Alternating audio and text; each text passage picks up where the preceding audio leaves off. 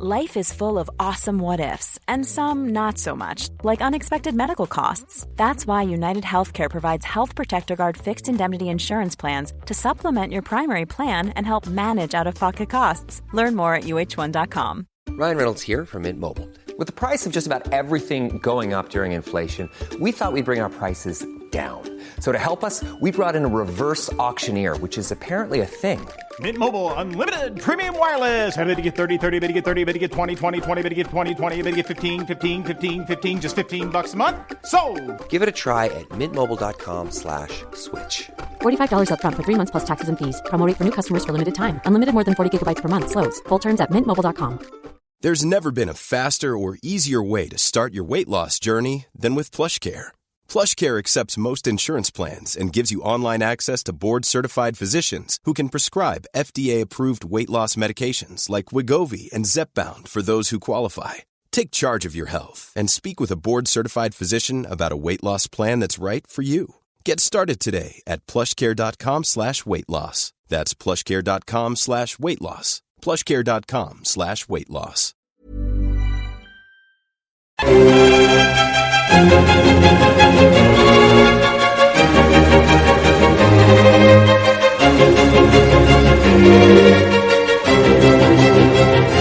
Hello and welcome to the Napoleonicist. Today is the 18th of June. It's Waterloo Day, but that's not the focus of today's episode. I'm not being predictable. If you're tuning in for some Waterloo material, there's an episode that went out on Wednesday, so I kind of have been predictable, but never mind.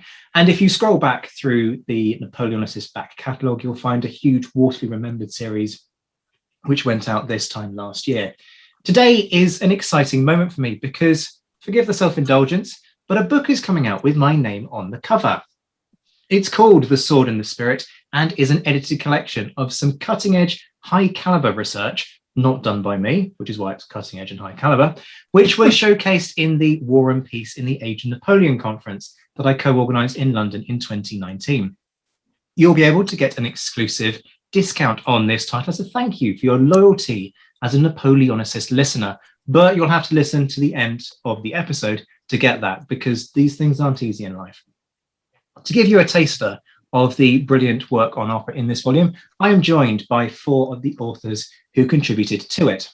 Ed Coss is Emeritus Professor at the United States Command and General Staff College and wrote the brilliant All for the King's Shilling on soldiers in the British Army during the Peninsula, one of my top 5 books of history, frankly, ever, which is no offense to other folks in the room, but it's just stellar.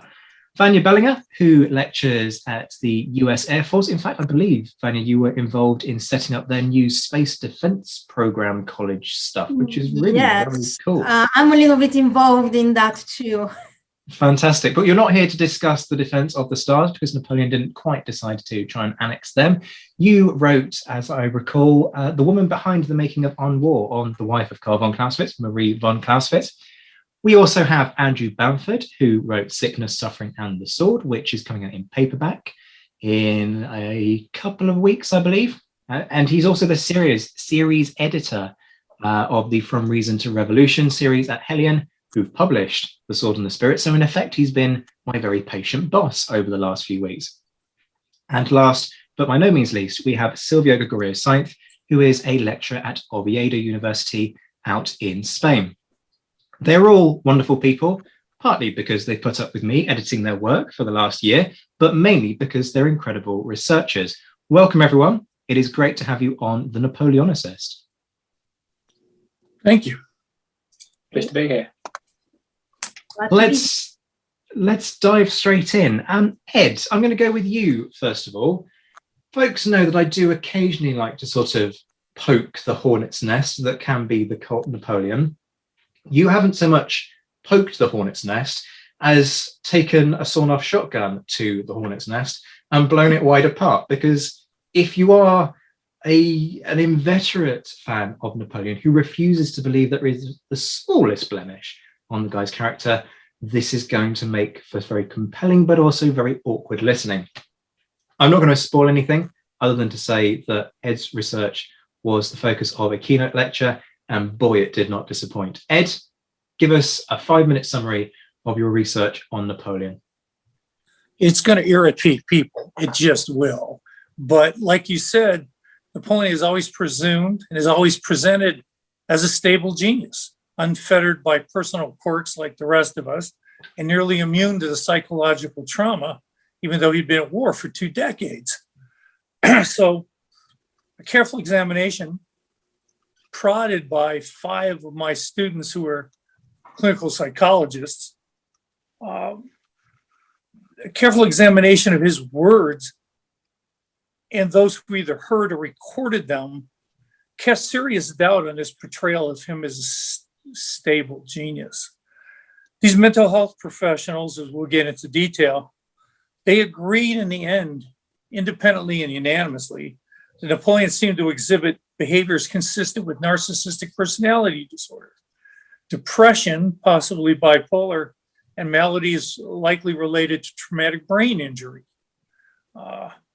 This examination, of course, without actually having Napoleon in the room, is problematic. In fact, the American Psychological Association says it's unethical for professionals to do this for living individuals, but there is a window there that we get by with historical figures. So we were very, very careful ethically in both psychological and historical fields.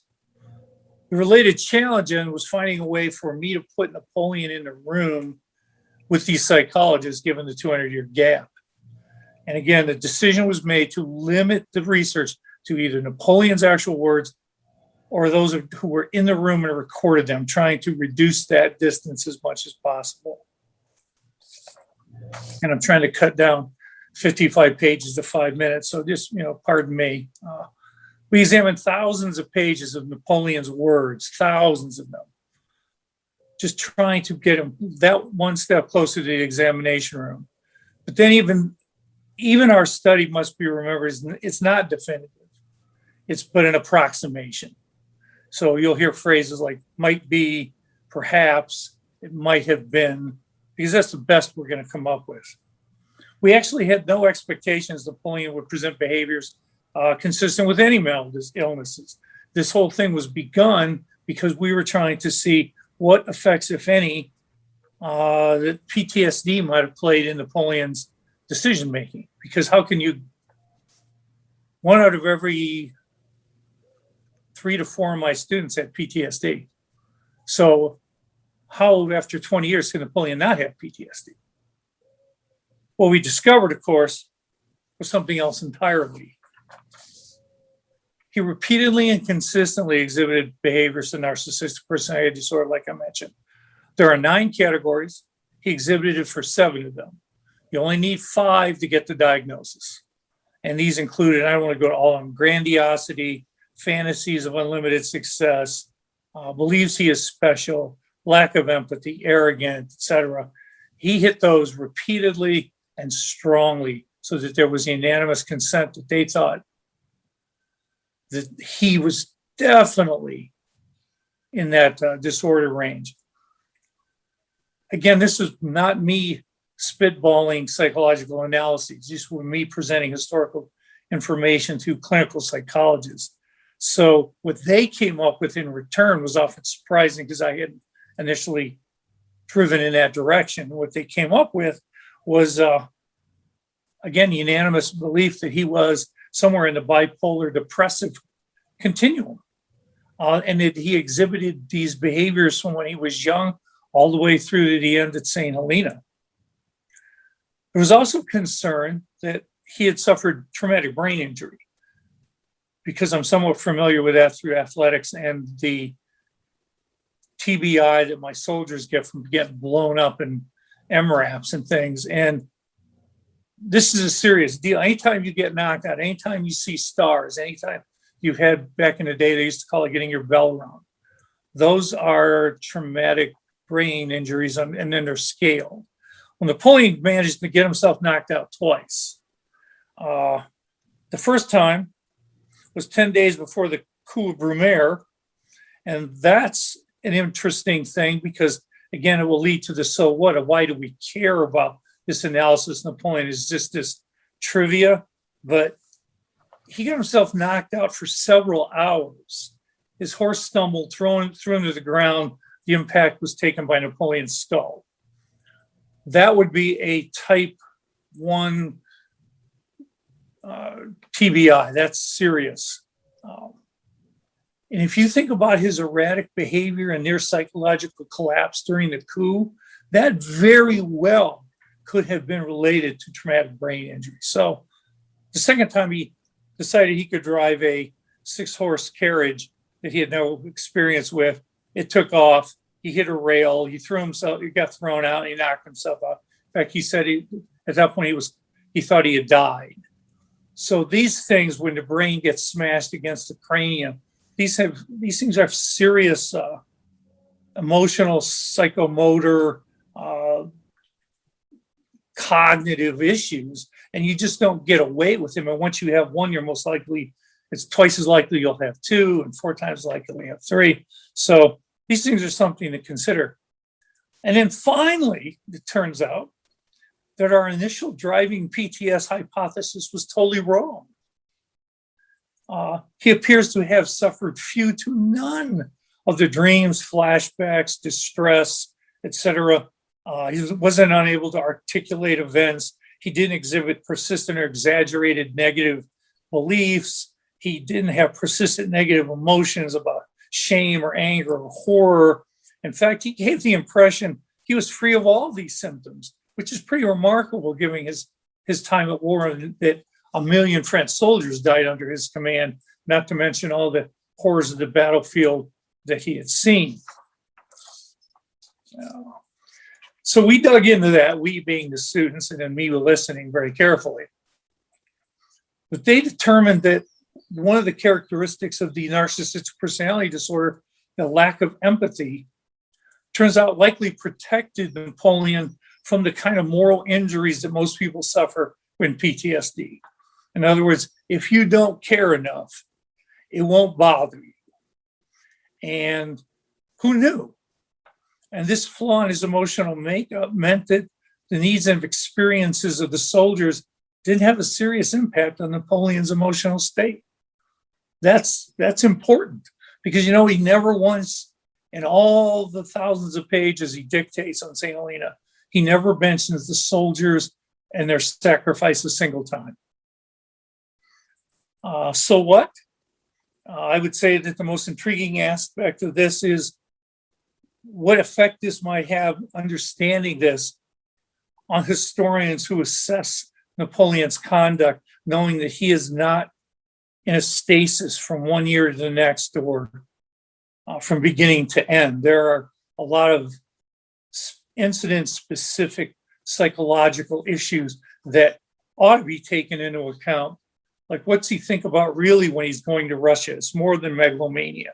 There's a lot of other things going on. So if these maladies have impaired Napoleon to some extent, and they've changed his capacity to reason and interact, then understanding that these cognitive and emotional impairments had shaped him every day of his life, I think allows us to examine his words and deeds with a higher degree of psychological insight than has been the case.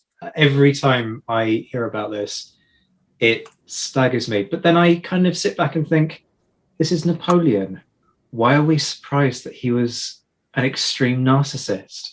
In so many respects, it completely fits. What I really liked about this research, actually, was you went out looking for PTSD, and then in the end found that PTSD hypothesis was completely wrong, which just goes to show that actually this wasn't approached with a preconceived notion. You weren't going out looking for evidence of narcissism. You you didn't so much stumble across it as ended up having to scale the mountain on it.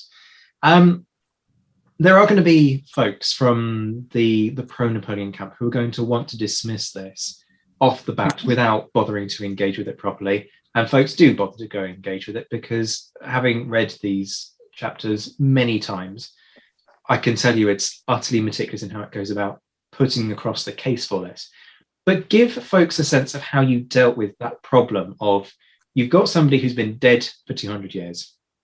You're trying to achieve a psychological analysis, and that's not easy when somebody isn't in the room in front of you at the best times. As you say, for living people, you can't form that diagnosis on living people for very obvious reasons. So how did you try and offset those problems and explain that for the folks who might be skeptical about the methodology here? I tried to do it with volume by looking at literally every, boy, did I get tired of reading the Napoleon's dictations at St. Helena, volume after volume of him often pontificating or rambling or ranting or giving insight, and you couldn't tell. So I just thought I'd read it all. And anything, again, I had inclinations. I was familiar with the Diagnostic and Statistical Manual for Mental Disorders, what TA used. I was familiar with it, but I just looked at any time he had a telling interaction with someone or said something or didn't say something, like not mentioning the soldiers and their sacrifices. When he made commentary, when he found, like when Berthier and that whole thing with his wife, he wants the mistress to become his wife. And Napoleon says, you can't wait any longer, you're gonna marry this princess. And because that woman's married, and then that woman's husband immediately dies. And you would think, and Berthier comes to him crying, and you would think you'd have some degree of empathy because you guided him on this long path. And Napoleon relates it on St. Helena as a joke. He thought it was just wildly humorous that his friend has to go through this trauma, and that if he had just waited, things might have been differently. And those things pop up. So yeah, I tried to do it with volume and looking at everything I could. I tried to stay away from secondhand analyses. I didn't want other people's opinions because that's just going to interfere. You don't bring your neighbor into counseling and tell him what he thinks about you. You bring you into counseling. And the best thing was having these phenomenal students who do this for a living and just presenting them the day. It took us 2 years to complete this. So hope that answers your question. It does. And I like the fact that you haven't tried to put this together on your own. You went to the experts. You didn't just think, hey, I'm going to read a couple of books on neurology and mental health and try and cobble something together. You went to people who do this for a living, 5 of them, if I remember rightly, and got them to do the analysis of the material and just kind of were a presenter of information. The thing that was most interesting was I didn't know how they were going to analyze it. So with the narcissistic personality disorder, you got 9 characteristics. And I'm waiting because if we have 2 of them saying he exhibits and 1 says I don't think so, the chapter would have been totally different. When I got them back, they were unanimous across these categories, and they had done it independently. So that gave me, it was both interesting, but it gave me some degree of confidence that what we were going to present had credibility. It is pretty emphatic. What's your hope for this? Because I know why I've included this in the edited collection, but what's your hope about how folks are going to take this material going forwards? Can we use this as a reappraisal of Napoleon's actions? Can we take it that deeply? Can we rewrite the history of his life by looking at this? I suppose it's possible. It is one of a kind, and I'm not sure how many other times you're going to get 5 professionals to dedicate this kind of time to something that's historical. And much of this, again, was they came to me in class going, sir, we should examine this. This is so interesting. Well, my hope is that it gives people pause. Anything we write is just about creating discourse. That's all. We're not being definitive. I think every historian is writing, as I know Vanya did, and I love her stuff, and Andrews, books that give us pause, give us insight, make us reevaluate what we know, give us a little bit of that cognitive dissonance, and make us dig a little deeper and stop taking things for its surface value. So yeah, that's what I'm hoping, that it would spread enough that the next person that writes about Napoleon in Russia might take a 5-minute time out to think about what his mental state was, how this aligns with some of the delusions that are part of narcissism. And if we could do that, I think we would get closer to understanding his motivations, because to believe that Napoleon was always the same from Austerlitz to Waterloo. Now, he does have some consistent characteristics, but I think war and the mantle of power brought them forth, the things he may have hidden. And when he tried to be charming, but that turns out to be more of a show, those kind of things. I'd like to see people look at whatever they're going to examine with Napoleon, I hope, with a different degree of insight. Which is exactly why I was so keen to have this, because I think if we start to explore this issue of Napoleon's mental state at different points in his career, it starts potentially to offer some explanations of a lot of the head-scratching moments about Napoleon during his career. So, for example, Borodino, where he effectively seems to sort of sit there and almost sulk his way through the battle and refuse to commit the guard and refuse to really be as actively involved as we might expect. Waterloo and some of the odd characteristics that we see exhibited there. So thank you for that, Ed. That was a great demonstration of why this is such a compelling topic. I'm going to open it up to the floor before we move on. Folks, have you got any questions you want to put to Ed first? So you now started with Napoleon, and that's kind of also opening the field. And we talked about it, like we should actually try much more of those historical figures to look at their psychological state and see how they made decisions and so on. That your study kind of opens the field, wide opens the field and like gives new interpretations. So what other figures you personally would like to have also examined? There are too many, but the limitations, one of the things that suggested in this chapter was to go and examine historically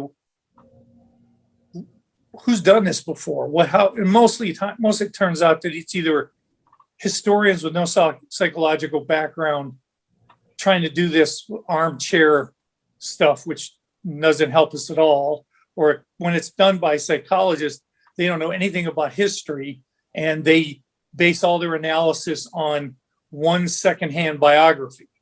When you figure you get a 300-page analysis and it's based on one 200-page, it's not secondhand stuff. It's not good. So the problem is, and I would love to see Clausewitz personally, just not because you're there, but because you know how much I think that that's such a rich field. We'd have to find people willing to do it. And then you have to have this long research. Is there enough of their papers, or is there enough private correspondence, private notes, dictations that you can kind of bridge those gaps? I mean, one of the books I examined had Napoleon, Gandhi, Churchill. It had like 10 people, 12 people. And for me, it was like, well, this would have taken a lifetime because of the slow nature of doing one of these. So who would you like? Well, Clausewitz, of course, and maybe Marie, of course. Oh, yes. Do we have enough correspondence for Marie to do this? There is, I think, and there are other correspondence, from her to her relatives and so on. So, yeah. Well, I'm in. So if you need me, call. Okay. I mean, an obvious contender for this is, of course, Wellington, who I don't know about narcissism, but certainly, boy, was he an arrogant individual. I mean, there's certainly the correspondence there for it. After Rory Muir's 2-volume set, who would venture into that field lightly? I mean, what else could possibly be written or said? Although I think it's interesting, I would say Rory, see Rory, right?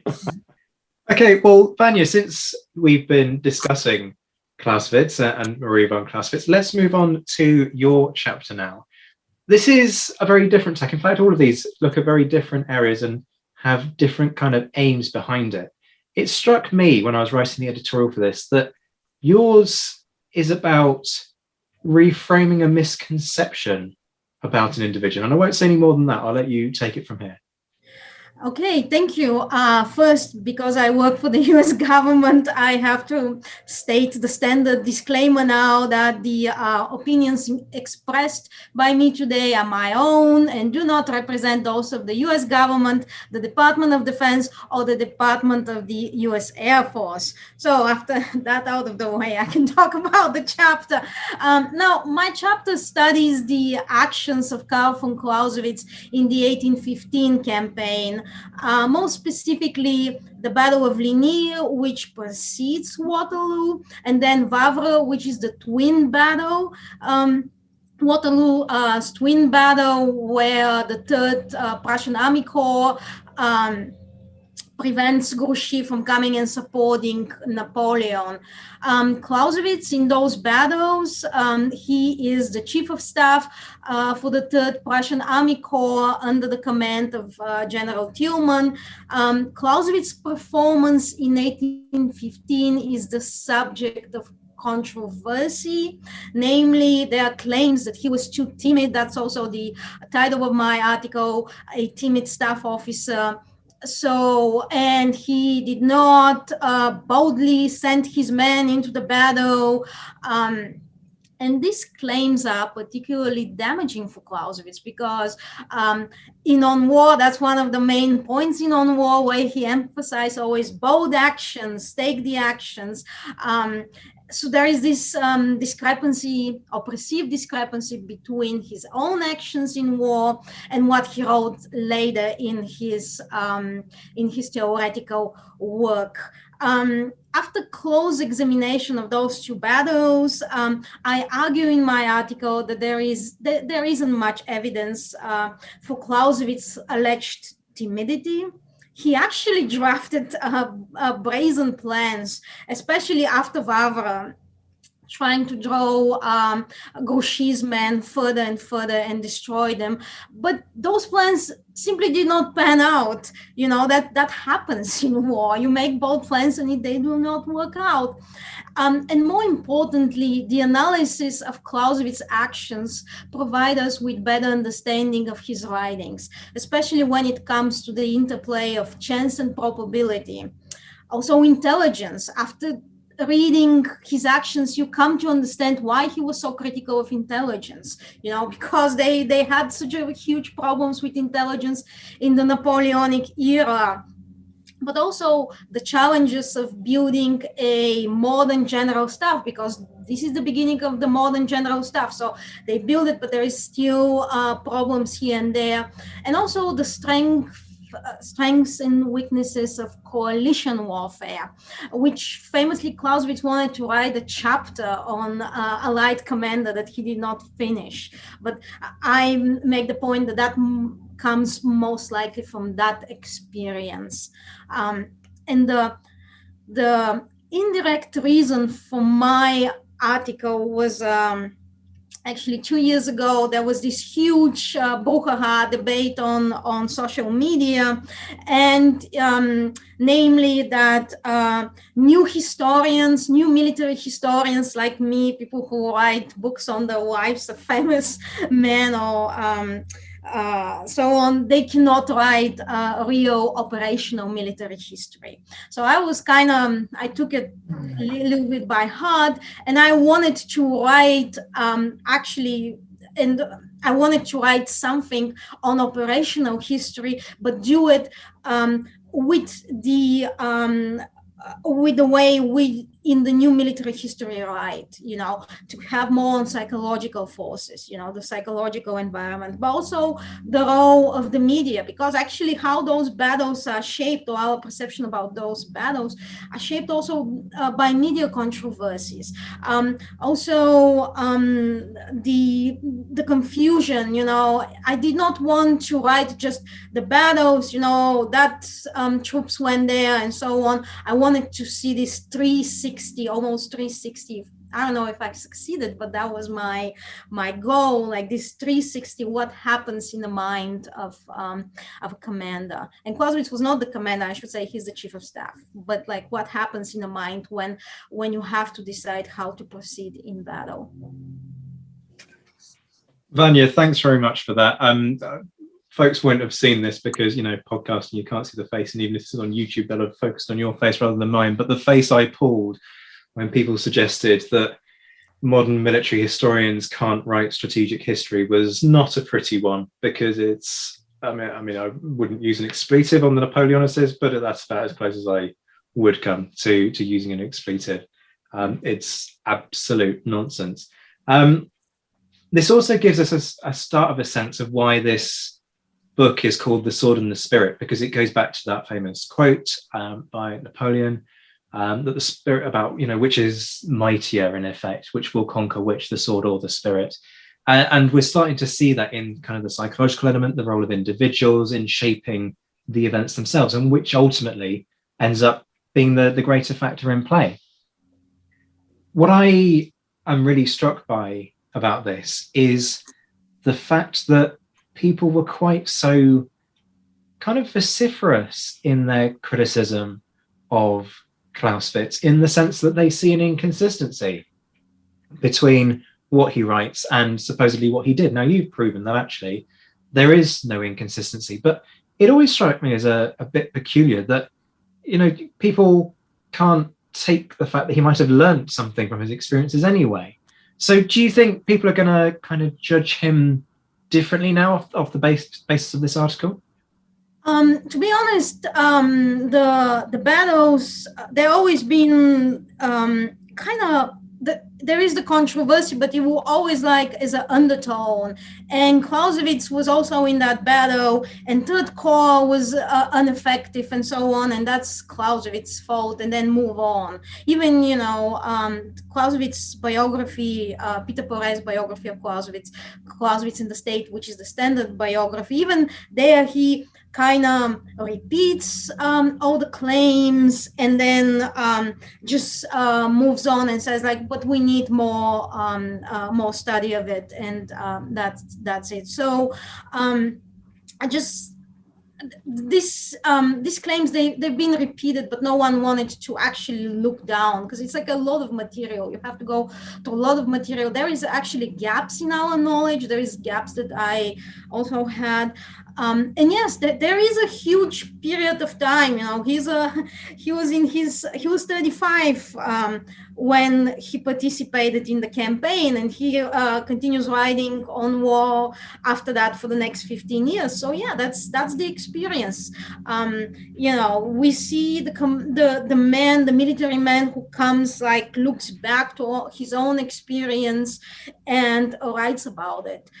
So yes, we see that, and we cannot expect that somebody who's a great theoretician, he did everything right in his youth. That's kind of, because he was relatively young when the Napoleonic Wars ended. So the whole expectation that he should perform all the time great, that's unrealistic.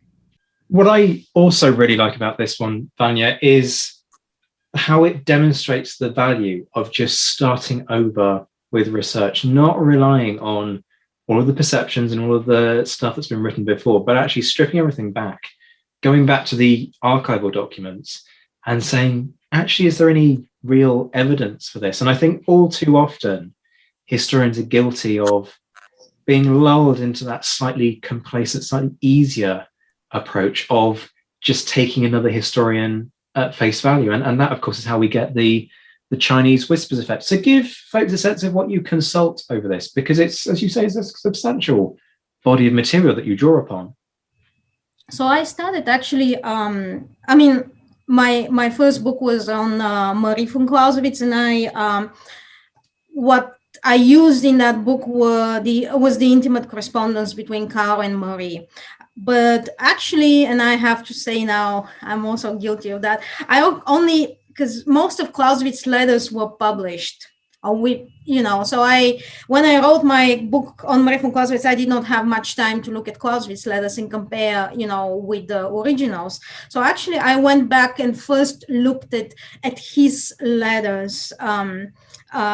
is there the similar, are they the same as the ones that are published? And actually I discovered that there are like pieces that's been left out. So things like that Clausewitz goes to the headquarters, to meet his commander Thielmann.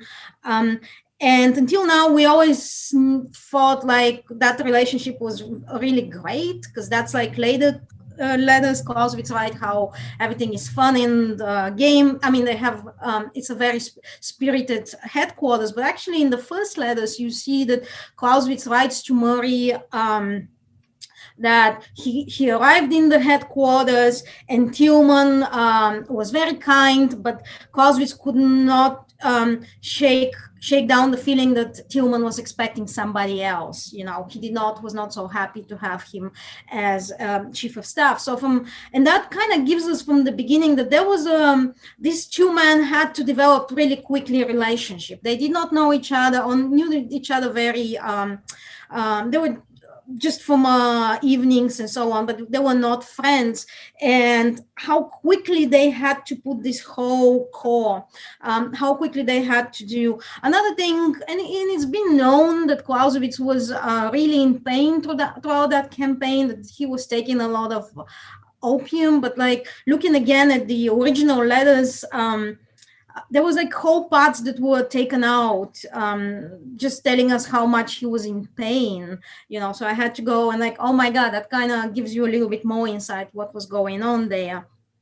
And that he actually wanted to stop taking the opium, but was like, if I stop taking it, I cannot perform my duties. And it's much more important, to sleep and be able on the next morning to perform my duties, even if I'm afraid that I'll become addict. So that kind of gives you another layer. But also in the archives, I started looking for some of the commanders, if I, under him, to find if I can find some papers and so on. So I was lucky actually to find one of the reports of Wilhelm von Graumann, who was under Clausewitz. Did not give me much of material, but again, once you have kind of gives you this intimacy, gives you much more confidence when you're writing. I've seen those documents, gives you a little bit what's happening in the psychological forces and so on. Yeah. So and then I wanted to go through the different accounts of the battles, consider what was happening. Thielmann, the actual commander, wrote very little about that. And that was in a way telling that for some of the things, especially for Ligny, he did not feel necessary to, even when there were like claims that Third Corps was timid and did not do much, Thielmann as commander never felt the need to justify his actions about it, which also tells us something. So yeah, so it was really interesting to go through all. Oh, I hope I went through most of them. I don't know, that something might come like 20 years from now or whatever, but like I was happy just to try to go through all the documents, all the letters, everything that I could find, every scrap of paper that I can find about these battles. Well, I mean, that absolutely speaks to what I was looking for as editor, pieces of work that genuinely went back to the original and produced a convincing argument off the back of it. And I think you absolutely do that. And yes, it's every historian's fear that, at some point, a bundle of papers are going to be discovered that just completely blow our understanding out of the water. But from the chapter, I think folks will absolutely be convinced because it's very well put together.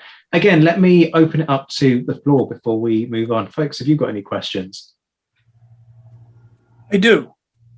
Vanya, you know how much I value your research and your approach. And as you were talking there, you know so much about the forces that worked on Clausewitz. Have you ever considered putting something together like the human face of Clausewitz?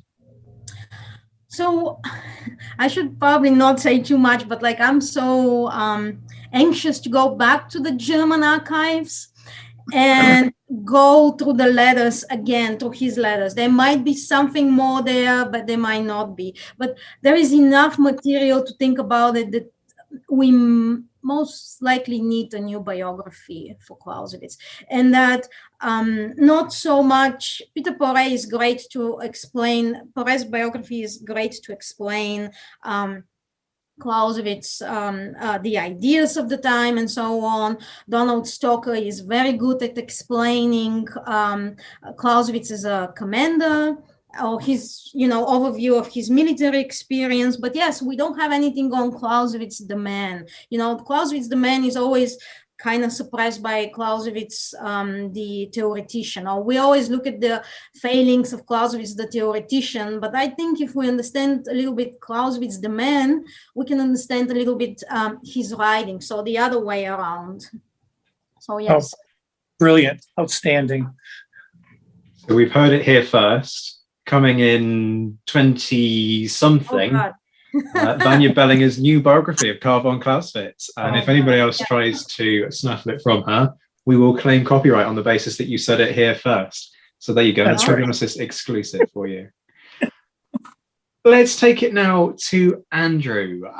We've poked the cult Napoleon, but never let it be said that this is a bastion of cult Wellington either. Because as you found, Napoleon is not the only commander who had significant failings and whose beliefs that, his way was the best way necessarily worked out best in the end. So without sort of dropping too many spoilers, take us through your assessment, your chapter, because it's eye-opening. Hey, I'm Ryan Reynolds. Recently, I asked Mint Mobile's legal team if big wireless companies are allowed to raise prices due to inflation. They said yes. And then when I asked if raising prices technically violates those onerous 2-year contracts, they said, "What the f*** are you talking about, you insane Hollywood ass?" So to recap, we're cutting the price of Mint Unlimited from $30 a month to just $15 a month. Give it a try at mintmobile.com/switch. $45 up front for 3 months plus taxes and fees. Promo rate for new customers for limited time. Unlimited more than 40 gigabytes per month. Slows full terms at mintmobile.com. I'm Sandra, and I'm just the professional your small business was looking for. But you didn't hire me because you didn't use LinkedIn Jobs. LinkedIn has professionals you can't find anywhere else, including those who aren't actively looking for a new job, but might be open to the perfect role, like me. In a given month, over 70% of LinkedIn users don't visit other leading job sites. So if you're not looking on LinkedIn, you'll miss out on great candidates like Sandra. Start hiring professionals like a professional. Post your free job on linkedin.com/spoken today. Thank you. My experience was a little like Ed's, actually, in that I went in with the expectation of proving one thing and ended up demonstrating something else. So I perhaps needed to modify my take on Wellington slightly to be more favourable than the negative opinion I'd formed. So the issue, which is possibly slightly obscure, but I think is an interesting one. It's something that gets repeated as a truism quite a lot without too much thought, which why I thought it worth addressing. It's a scheme that Wellington developed in the later stages of the Peninsular War, when a lot of the veteran battalions that had fought through from the beginning were becoming fairly weak. And Wellington's bright idea was to take 2 badly understrength battalions, consolidate them into a single field unit called a provisional battalion. There were initially 4 of them. And send home the surplus officers and NCOs to recruit. And the idea was that they would come back with fresh men, and the battalions would reassume their original identities. And pretty much every historian of the Peninsular War says this is a great idea. Of course, the person who did object was the Duke of York as commander-in-chief, because he was trying to coordinate the management of the army's manpower across the whole world. The war by this stage had spread to North America.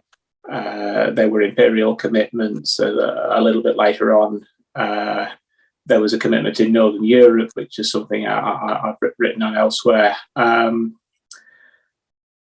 And one of the problems, which I think limited the effectiveness of the British Army in North America, and certainly limited the effectiveness of the British Army in Northern Europe, was a shortage of manpower, full stop, and a shortage of experienced manpower. And my suspicion was that that situation would have been greatly improved had Wellington done as he was told when the Duke of York initially responded to the provisional battalion scheme by saying, in effect, "Oi, Arthur, pack it in and send them home." Because what actually happened then was a compromise whereby the weakest of the provisional battalions was sent home, and the other three Wellington hung on to. And there was a war of words that went on between York and Wellington, and Bathurst, who was the Secretary of State, got dragged into it as well. Wellington trying to come up with reasons to keep these men, and York trying to explain why they had to go home. And by the end of the war, there's an agreement that Wellington will send them home when convenient. And of course, it's never convenient, and they're still there at Toulouse and Bayonne. So what I did was, for want of a better, counterfactual military administration, which sounds incredibly strange and dull, but basically to look at what would have been managed had the battalions gone home at the beginning of 1813 as York initially wanted. Obviously, troops would have had to go out to Wellington to replace them. Where would they have come from? What might have been done with the units that had been sent home? Because the two that were sent home ended up with Sir Thomas Graham in the Netherlands. It might be others have ended up there. And as I say, my expectation was, because I having studied the system as a whole and Wellington having sort of unilaterally thrown a spanner in it, my expectation was to demonstrate that Wellington was wrong and that things would have been far better had it gone by the book. I quickly realised how difficult the challenge was, no matter how you look at it, because even with 2020 hindsight, I maybe created a situation where Wellington would have had one extra decent battalion, and Graham might have got two, and possibly another one could have gone to North America. And you're moving 500 men here, 1,000 men there, and in the big picture, it's not really making a great deal of difference. And I think what it actually demonstrates is that the British regimental system was cracking under pressure by the end of the war, and that no matter of tweaking, be that by Wellington or by York, was going to save things. I would argue that those effects were being felt, and would have argued it in Sickness Suffering, which, as Zach kindly said, is shortly being re-released. I have argued that shortcoming was still being felt as late as Waterloo, with battalions that hadn't really been intended for frontline service in bearing the brunt, and some of the better troops stolen their way back from North America because men were being juggled from theatre to theatre. So yeah, Wellington, I still don't think he was right, but I think, having gone into it in more detail and looked at the alternatives, the consequences of him being wrong were less extreme than I might have initially expected. So not quite a taking a shotgun to the cult Wellington, but giving the tree a bit of a shake and seeing what happens anyway. Absolutely, the tree is properly shaken, and I like that it's a balanced assessment at the end of the day. I mean, I wasn't hugely surprised by the fact that Wellington was basically just trying to run the army to his own desires and needs, and kind of viewing the wider administration of the army solely through the prism of what's happening in Spain and Portugal and southern France during that time. Because from a discipline perspective, as early as 1809, he's basically trying to create his own version of military law and his own types of military court in order to try the soldiers in the way that he wants to. So this is very kind of typical of the man. But actually, in those cases, he gets what he wants out of York, and there isn't that much of a tussle. Whereas here, there's friction between the two of them over it. What I found also particularly interesting was that although nobody could have anticipated this, he could have been better at Wellington, could have been better off at Waterloo had he gone with the system than he was by clinging to the units whilst fighting the Peninsular War. Do you get a sense that he really gained anything by keeping hold of the provisional battalions? Was it going to cause a huge issue had he let them go, or was it this just kind of a concern that he had in his mind based on things like attrition due to climate and so on? I can see why he wanted to keep them. I mean, a veteran soldier, and particularly an acclimatised soldier, and I've touched on this, and Ed's touched on this a lot as well. A soldier who is used to campaigning in the Iberian environment is a valuable thing to have, and he didn't want to let any of them go. Would it have made a huge difference? I don't think it would.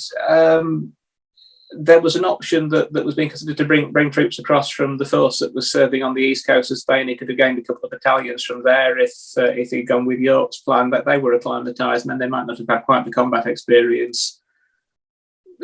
It's 3 battalions in an army of 60-odd thousand in the field by the time you include the Portuguese, and that's not counting all the Spanish troops he got under command. One of the 3 is in the 7th Division, and they get shunted up to Bordeaux before the end of the war. That job could have been done by a militia battalion out of home. He gets a few of those, of course, at the very end of the war. If they got out a bit earlier, they could have done that job. No, I think I can't see the Peninsular War having changed its course if Wellington if York put his foot down and sent them home. I get the impression, and I'm sort of second guessing here. Wellington, by that stage, bar for a couple of nasty shocks, has had a fairly good record. He gets quite strident in his demands about manpower as the war gets to its end. I can't help thinking he's getting his excuses in early, just in case. Just in case there's another retreat. We would have advanced over the Pyrenees had I been allowed the men that I wanted. I'm maybe being unfair. I have a sneaky suspicion he's got his eye on the post-war politics, and he doesn't want to mar an excellent reputation by a blip near the end, and I have some excuses lined up just in case something goes amiss. But I'm perhaps being unfair there. That's speculation. Well, that taps into something that I was about to ask you actually, which is, do you think this is something that Wellington would have dared to do back in, say, 1809, maybe 1810, when you have a very different political and strategic situation in the Iberian Peninsula, but also back home? Do you think this is something that's symptomatic of a development of Wellington's character, or is Wellington's character consistent and it's actually the strategic situation that enables him to play hardball over this issue? He touts the idea to Liverpool when Liverpool's still essentially, so that's 1811, and it doesn't go anywhere. So yes, certainly I think at that stage he hasn't got the clout, he hasn't got the reputation, he hasn't got the political concrete backing to be able to say, no, we're doing it my way on something as big as manpower management and troop dispositions. I think by the time he's got Salamanca under his belt and that sort of reputation, then, and possibly, and I'm maybe being unfair on Bathurst here, but he's not quite Liverpool. The civil head, at least, is somebody that maybe he can push around a bit more. The relationship with York is something that probably wants to look at me. I think York needs looking into in more detail in his capacity as commander-in-chief rather than as field commander earlier on. But within that, I think the York-Wellington relationship is something that would merit more study to fully answer that. But yeah, I think definitely Wellington is far more confident of his position and a better idea of what he can get away with than would be the case earlier on.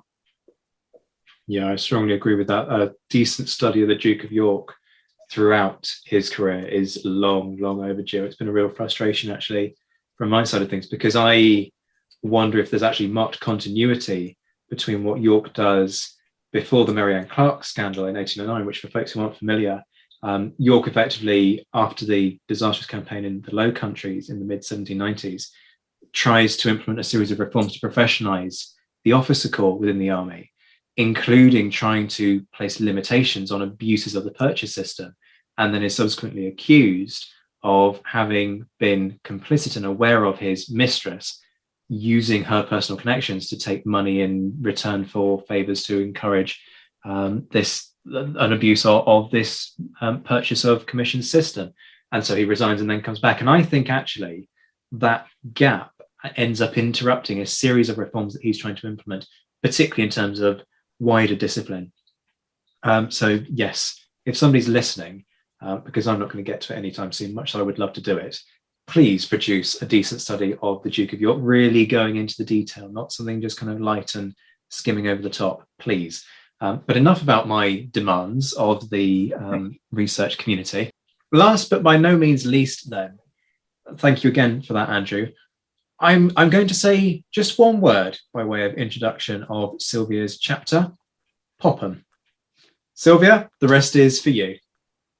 Well, let me first thank you, Zach, for having me in the Napoleonists to talk about my chapter. So, Popham's mission in 1812, Santander, a British logistics center, included in the book that you have wonderfully edited. It's a real pleasure for me to join you all today. People may wonder why I decided to write on Popham and Santander and what the connection between them was in 1812. Well, this chapter is the result of a broader research that I conducted, studying Anglo-Spanish relations during the Peninsular War, and especially in Cantabria, a region in the north of Spain between Asturias and the Basque Country, which concluded with my PhD thesis, Anglo-Spanish relations during the Peninsular War, 1808, 1814, the example of Cantabria, that I'm now trying to publish. While examining the dispatches of British agents on the northern coast of Spain in 1812, of course, Wellington's correspondence too, I found numerous references to the city port of Santander and Popham's operations there. In fact, in my thesis, I transcribed a total of 385 documents spanning from 1808 to 1813, and almost 100 are dated in 1812. That British presence was also constantly alluded to in Cantabrian authorities' documents. I thus decided to write about that with a double objective in mind. First, to bring into view the importance of Cantabria in the general development of events in the Peninsular War, and in particular in Wellington's plans that year. And second, to highlight the impact of Popham's presence in Santander, which has been usually simplified or omitted by local and national studies. Despite Popham being the British officer that was longer in Santander, almost 4.5 months. Let me simply give a brief overview. I'll try not to create spoilers because I want everybody to get the book and read it. So the British government was aware of the strategic importance of Santander from the very beginning of the Peninsular War. Yet it was not useful until Wellington's advance into Old Castile in 1812 made diversionary operations on the Spanish northern coast essential to draw l'Armée du Nord's attention from the advance of the Anglo-Portuguese army. Thereby, Popham was sent there at the end of May. He was also ordered to capture a seaport that would provide a safe anchorage for the squadron to block the coast and to ease British communications and deliveries. Once in Spain, the squadron soon started collaborating with the divisions of the 7th Spanish Army under General Gabriel de Mendizábal's orders in combined operations against French sea fortresses in the Basque and Cantabrian coast. Popham's main objective then was to get hold of the Basque city of Guetaria to turn it into his operational base. Things turned out differently in July, and the liberation of Santander revealed that was the safe port he was looking for to direct operations, to communicate with Great Britain, and to support Wellington. Was the freeing of that city the result of a successful Anglo-Spanish operation? Well, opinions differ widely. Despite Santander being in a wretched state, mind that it had been under French occupation since November 1808, local authorities and civilians warmly welcomed the British squadron and were willing to collaborate with them in every possible way. Concessions were even made on traditional customs, allowing, for example, theatrical representations. Well, rumors spoke of a more licentious company than a theatrical one. Coexistence was in general peaceful until Santander became Popham's logistic hub in September. Combined operations were then resumed, first in Guetaria and then in Santoña.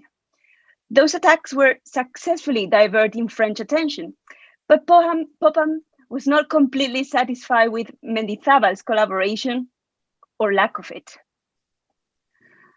At the same time, the British Commodore was also delivering military supplies to Wellington in Burgos, or trying to.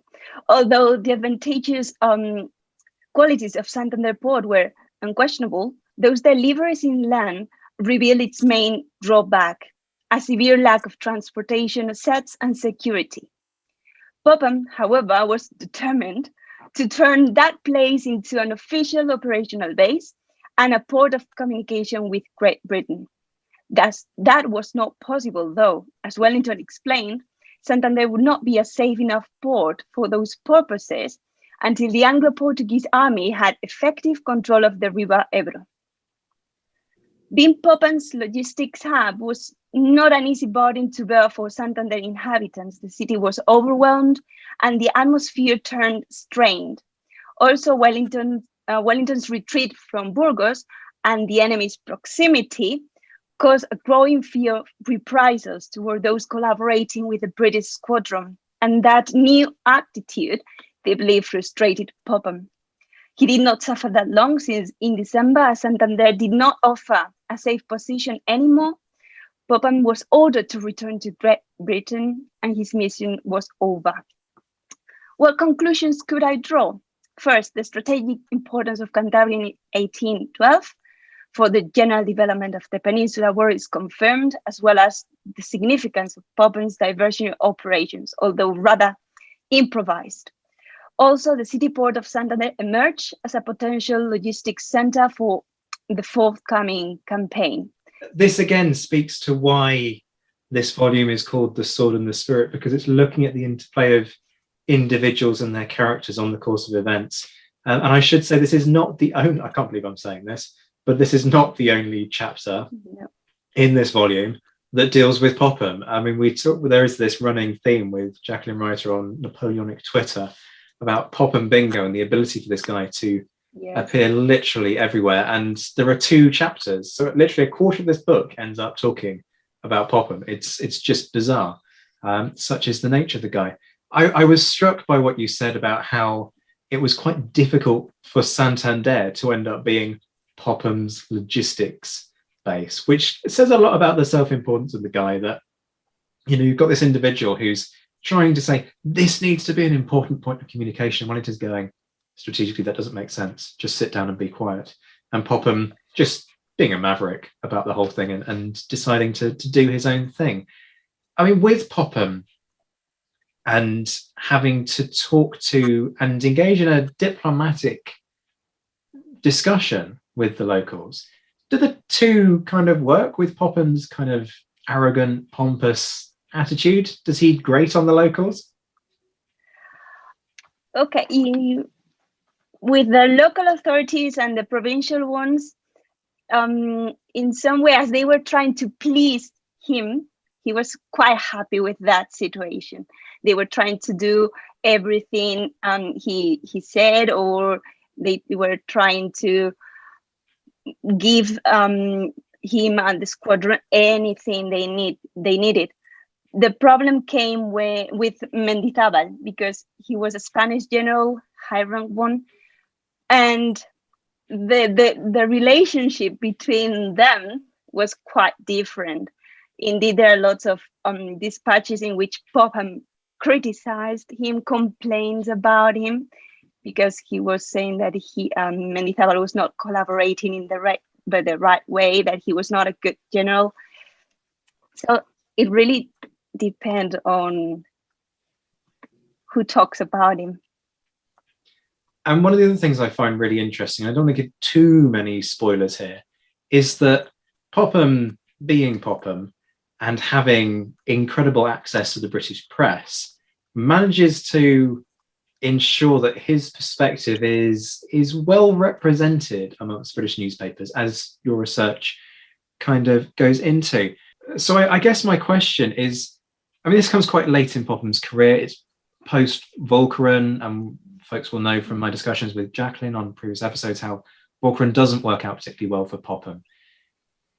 Do you get the sense that Popham's connections with the newspaper and the way in which he exploits those is part of him trying to sort of resuscitate his career? Is this kind of the last hurrah, if you will, for Popham? You know, a sort of a do or die, this has got to work, or I've had it. Yeah, fully agree on that. I think that he's using all these combined operations on the northern coast, a way of promoting his career again.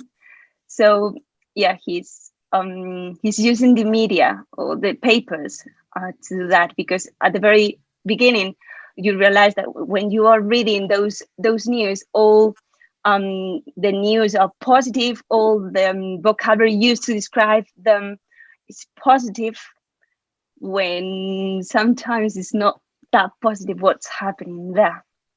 So yeah, I fully think that, or fully agree with what you're saying. He's trying to use those operations to promote him again. And one last thing, because I've got to ask this. You've got Wellington, who doesn't suffer fools gladly. You've got Popham, who does love to blow his own trumpet. What's the correspondence like between the two of them? Okay, yeah. Wellington is praising what Popham's doing, but he tries to calm him down, saying, okay, wait, it's not the moment now, wait. Yeah, so it's really funny to read those dispatches.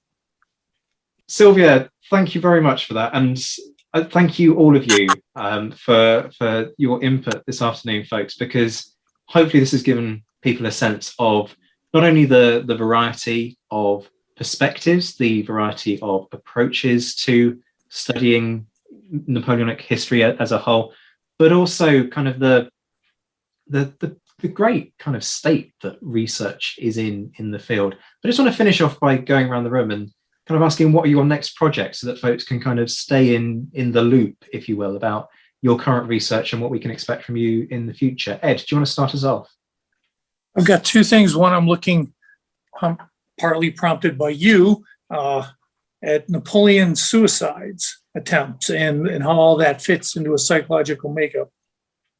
And then the other is we have the family papers of a World War I German soldier that survived all 4 years of the war, two fronts, and I've seen things in his journal that I've never seen anywhere else. So we're doing an annotated, a very detailed annotated autobiography for the family.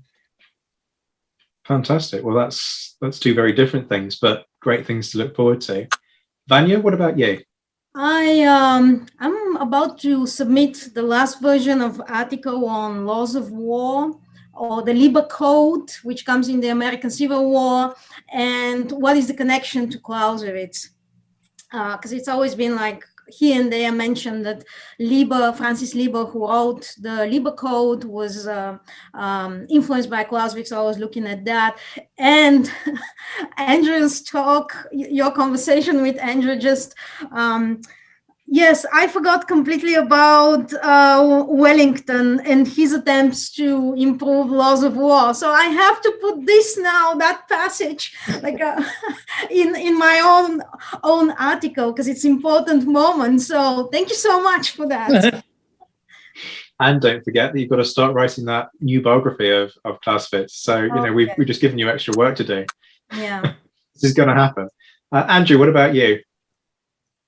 Well, as ever, as with this project, a lot of our work these days is building up the series and facilitating the work of other people. My own research project at the moment has actually gone rather off piste for the Napoleonicist. I'm actually looking at some of the amphibious operations in the 7 Years' War. That's been something I've been digging in and out of for a while now. Having said which, that's currently shelved because I've been asked to write a very short history of the Peninsular War, the whole lot in 80 or 90,000 words, which I'm still trying to get my head around as to how that might be done. It's going to have to be case studies and examples, I think. But that's been my challenge, and quite a good lockdown project, because inevitably for something like that, it's all being done from existing published material, synthesizing that rather than new archival stuff. So the archive closures haven't affected that one. So yeah, that's keeping me busy for quite a while. Brilliant. And Silvia, what about you? What are you working on at the moment? Well, I have just submitted, like Vanya, an article about those initial stages in in Anglo-Spanish relations in Cantabria in 1808. And now I have moved to a more literary field. I'm working on romantic poetry about the Peninsula War. So kind of change. Ooh, that sounds very, very fun. I like the sound of that. We'll have to have a chat about you potentially doing an episode on that, because that I kind of I have a mental list stored at the back of my head of things that might be interesting to do someday in a very distant future, when I actually have a job, and that was on there. So I'm glad that somebody's be happy to talk about that with you. Yeah, fantastic. Well, and in fact, having said, look, last question, let me just pose one more question. What would you like to see somebody do? So I've already said that, I'd really like somebody to go away and do something on the Duke of York and properly look into his life and career. Just flicking around the room quickly, if there's one topic that you would like people to look into properly about this period, what would it be? Ed, start us off. And I don't mean this facetiously, but I would really like something on discipline, how the whole system worked, because it ties in so much with what I've explored. But yeah, if I knew a guy who was working on something like that, that would be a key book in my library.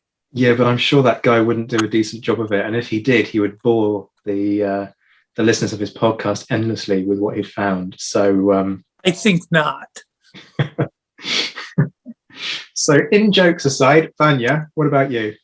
Well, I'm my other hat is former journalist, and I would like to see like the media history of the Napoleonic Wars, but not only because we have on Napoleon, we have bits and pieces here and so on, but we need like something like a global history, or history looking more globally at that. Something like Alex Mikaberidze, Global History of Napoleonic Wars. It's a wonderful book, but like to understand also what's happening with the public opinion, because that's actually when we start to have the propaganda. It's the beginning of propaganda, simply because war becomes the business of the people. And so I would like to see something like this, but like not only Napoleon, but also what's happening in the other states.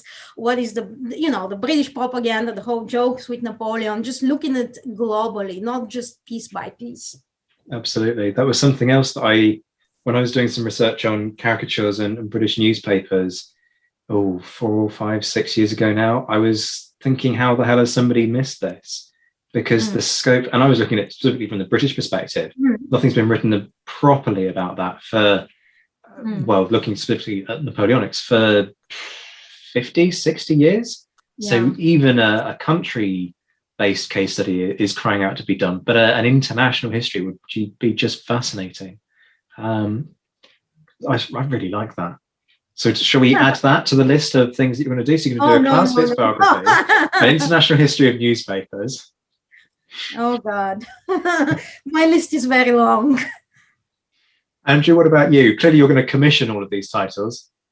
I'd love to. Yeah, there's some great ideas going around there. No, yeah, come and talk to me.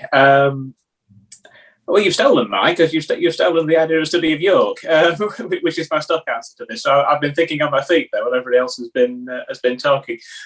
Something that would be very useful to me at the moment would be more on the French army in the Peninsular War. I know Bob Burnham did a book on the French cavalry a few years ago, but sort of an organisational study of the French in the Peninsula. I'll be taking, if it's possible, I'm thinking about what records there, but taking the sort of approach I did for the British, that would be an amazing thing to see. And all for the sou, rather than all for the King's shilling, all for the Emperor's sou, rather than all for the King's shilling. There we go. That's next project then, there we are.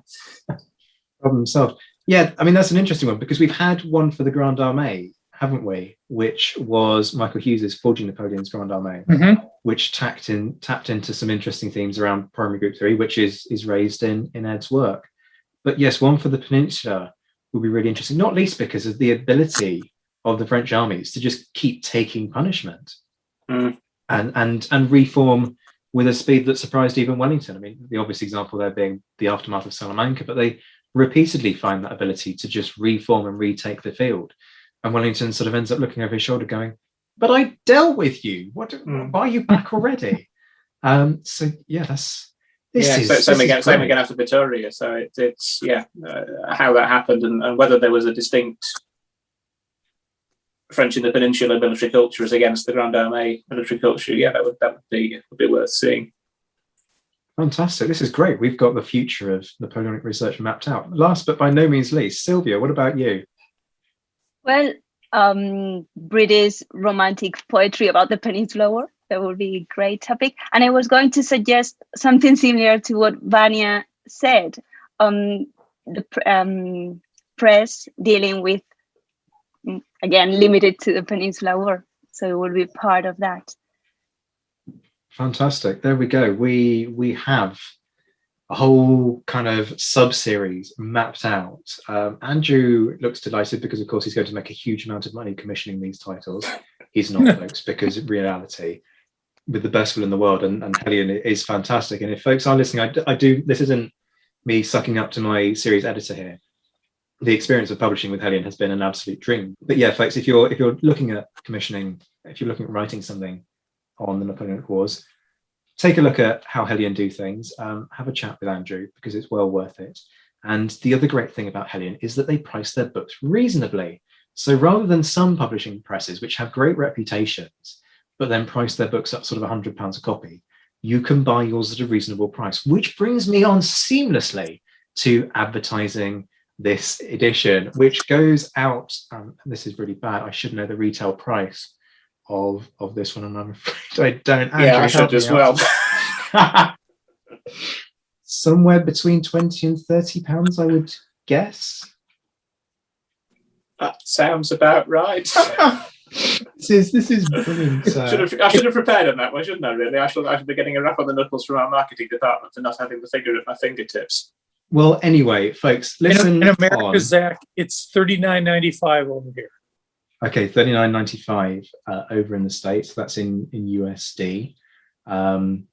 Sorry, in the outro, I'll get you the details and we'll sort that out when you will also get the discount code. But as we've alluded to, you've got some great research in there. 8 chapters in all. There's a small editorial by me where I poke fun at Popham, but that's beside the by. The Sword and the Spirit Proceedings of the First War and Peace in the Age of Napoleon Conference is out today, the 18th of June. Please buy it from Hellion website and enjoy the discount that's on offer. In the meantime, though, Ed, Vanya, Silvia, and Andrew, thank you very much for joining me. My pleasure. Thank you.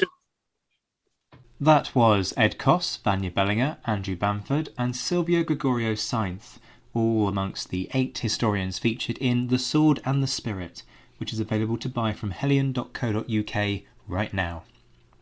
I promised you a discount, and here it is. As a thank you to you for your loyalty as a Napoleonicist listener, for the next month until the 18th of July, you can get 25% off when you order direct from Hellion. The normal retail price is £25. Just use code PODSPIRIT25, that's a capital P and a capital S, that's PODSPIRIT25, all one word, in the checkout, and thank you to those of you who buy it. If you're an academic or a student and think your university library needs to stock the title, then please do point them in the direction of the listing on Hellion's website. As you heard, there is a brilliant bunch of research in there, and it would be great to spread the word as widely as possible. I also want to do a shout out to the other authors in the volume. Hayley Stewart has done a great piece on British diplomacy and the status of Hanover during the early part of the period. Jacqueline Reiter brings our second chapter on the pompous prat Popham, and yes, that is a technical term. Alistair Nichols reminds us that when it comes to foreign troops serving in the British Army, it's not all about desertion. That's literally the title of his chapter as he looks at their service record. And Gavin Lewis has done a brilliant reappraisal of the aftermath of the siege of San Sebastian, with some really interesting results. As ever, a big thank you to my Napoleonicist Patreon supporters, my Commander patron Ger Brown, and my Mentioned in Dispatches patrons Alex Churchill, Anna Bakulenko, Beatrice de Graaf, Brendan Teeling, an anonymous Canadian, Gareth Copeland, James Bevan, Jamie Kingston, Jim Deary, John Haynes, Lucy Tatner, Rob Griffith, and Rory Muir. I'll be back again soon, but until then, I'm Zach White. This has been The Napoleonicist. Take care of yourselves, my friends. Stay well, stay safe, and as always, thank you for listening.